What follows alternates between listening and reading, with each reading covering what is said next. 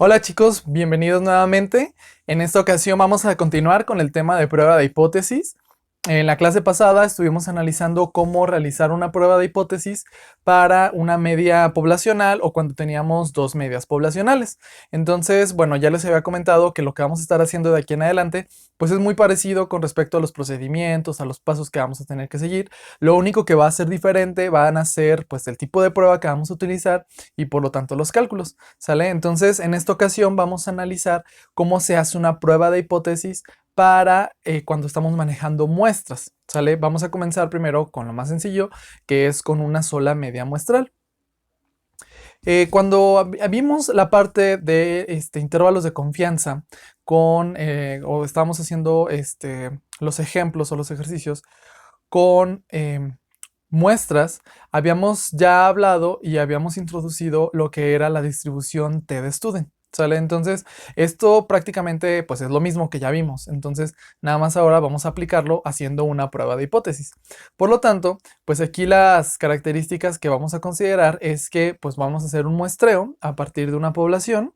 Recordemos que para que podamos hacer este tipo de pruebas paramétricas necesitamos o por lo menos asumir que el conjunto de datos está siguiendo una distribución normal o aproximadamente normal. Y aquí la diferencia con el caso anterior de los videos de la clase pasada es que la varianza o la desviación estándar poblacional no la vamos a conocer. La distribución normal sí conocíamos esa distribución o esa varianza poblacional. Esa es la diferencia, ¿ok? Por lo tanto, el estadístico de prueba que vamos a hacer nosotros aquí, pues vamos a seguir una distribución T de student. Esa es la fórmula que vamos a utilizar, que también ya la hemos manejado. Es muy parecida con la distribución Z, nada más que pues en lugar de tener una desviación estándar poblacional, ahora tenemos una desviación estándar muestral, ¿sale? Y pues vamos a seguir entonces manejando los grados de libertad, igual como lo hemos hecho con n-1. ¿Sale? Entonces vamos a hacer un primer ejemplo para que veamos que realmente pues, es muy parecido. ¿Sale? Dice nuestro ejemplo. Un grupo de investigadores desarrolló una técnica innovadora que permite simplificar el procedimiento y recolección de volúmenes linfáticos para estudios metabólicos.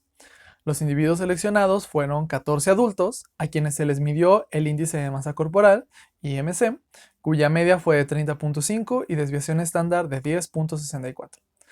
La pregunta aquí ¿es posible afirmar que los resultados de la nueva técnica son distintos a los obtenidos de forma convencional, los cuales arrojaron una media de 35? Entonces vamos a utilizar un nivel de significancia de 0.05. ¿Sale? Entonces, si se podrán dar cuenta, es muy parecido a los problemas anteriores. ¿Qué datos nos está proporcionando el problema? Nos está diciendo, por ejemplo, que se hizo un muestreo con 14 sujetos, ¿sale? Entonces n es igual a 14. Sabemos que esos 14 voluntarios se les hizo la determinación del índice de masa corporal y nos dio una media que en este caso corresponde con una media muestral, porque es a partir de esa muestra, y una desviación estándar también de esa muestra de 10.64. ¿Sí? Entonces, lo que estamos haciendo aquí es comparar la media de esa muestra contra una media de una población, es decir, de una técnica diferente, ¿sale? Que ya está establecida y que por lo tanto ya nos dice el problema que es de 35. Entonces, como recordaremos, pues el primer paso de nuestra prueba de hipótesis es precisamente establecer las hipótesis de investigación. Entonces, ¿qué nos dice la pregunta? Nos dice, ¿es posible afirmar que los resultados de esta nueva técnica son distintos a los obtenidos de forma convencional? Entonces, si se fijan, estamos comparando dos métodos. Entonces, tendríamos nosotros dos posibilidades. O sea, como lo que queremos saber es si son distintos o no. Entonces, una posible hipótesis, pues, ¿cuál sería? Pues sería entonces que el promedio de estos resultados que nosotros acabamos de obtener con la nueva técnica es diferente, es distinta a la ya establecida, es decir, a 35, que sería el resultado que obtuvimos por el método convencional. ¿Sale? Entonces, se fijan, estamos comparando las medias, ¿ok? ¿Qué sería lo contrario a este enunciado? Pues, ¿qué es lo contrario de distinto?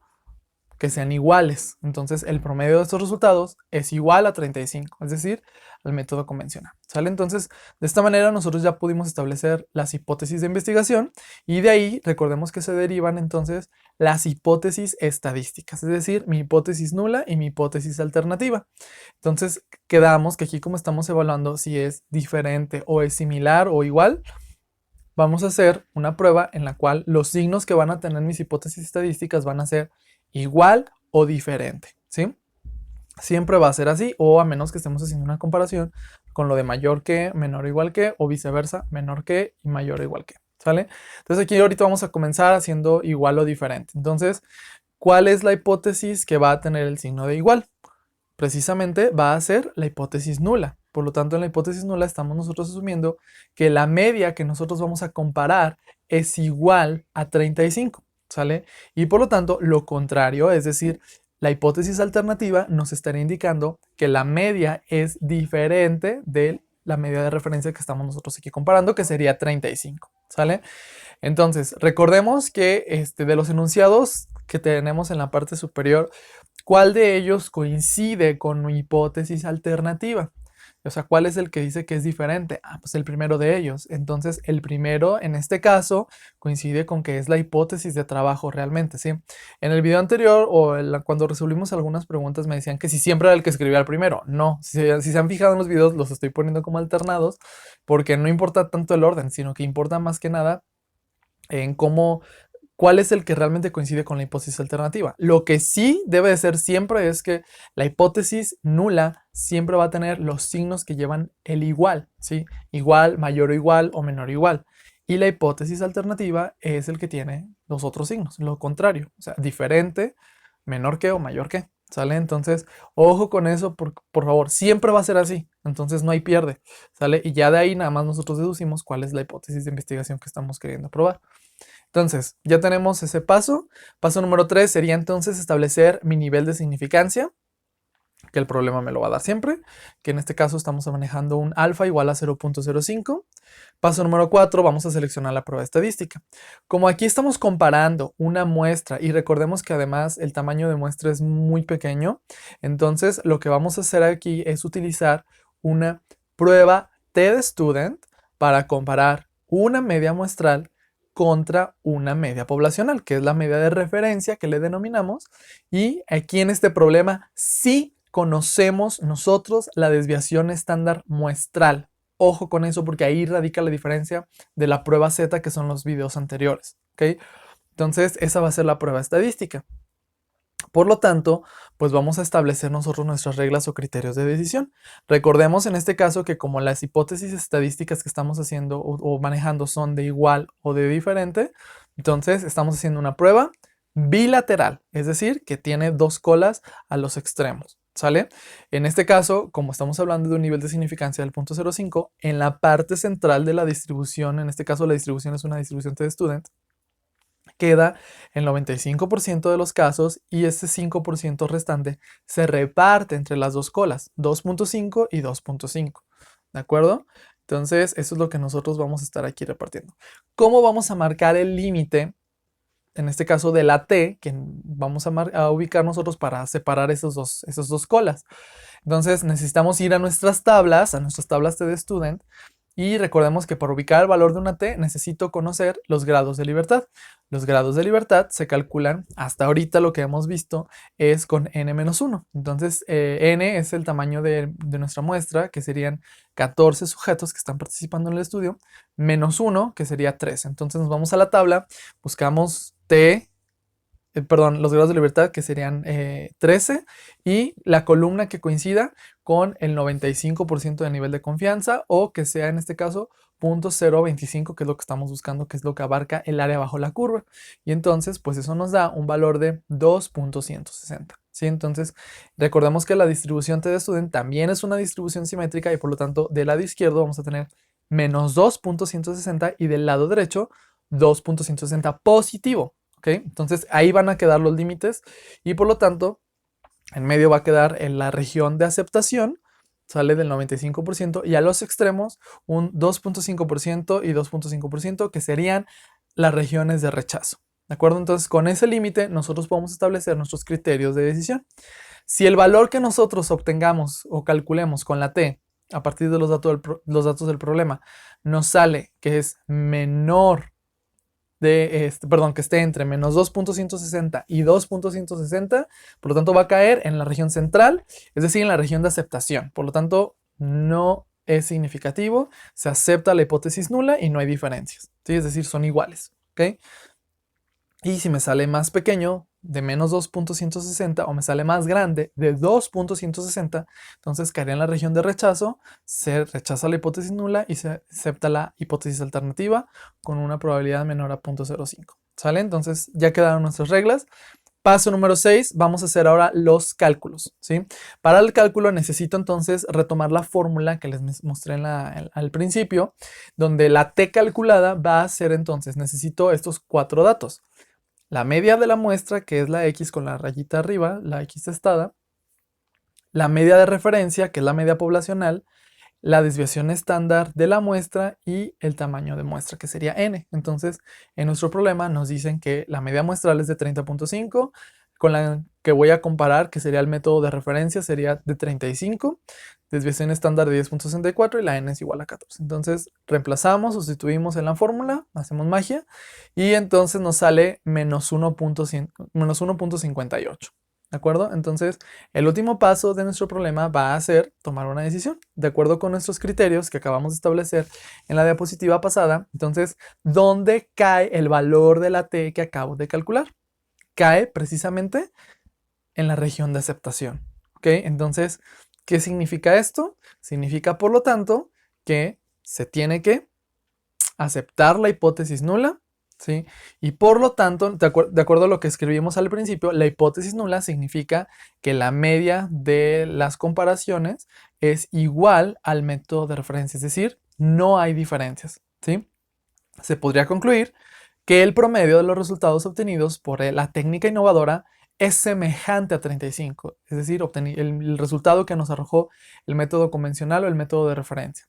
Eso significa que no hay evidencias estadísticas significativas, no hubo diferencias significativas que nos permitan afirmar que los resultados son distintos, es decir, ambas metodologías son similares, ¿sí? Son comparables. Entonces, pues ese fue el resultado, ¿sí? Entonces, no es que un método sea mejor que el otro, no hubo diferencias, podemos decir que son similares. ¿De acuerdo? Entonces, ese sería el primer problema con una media muestral.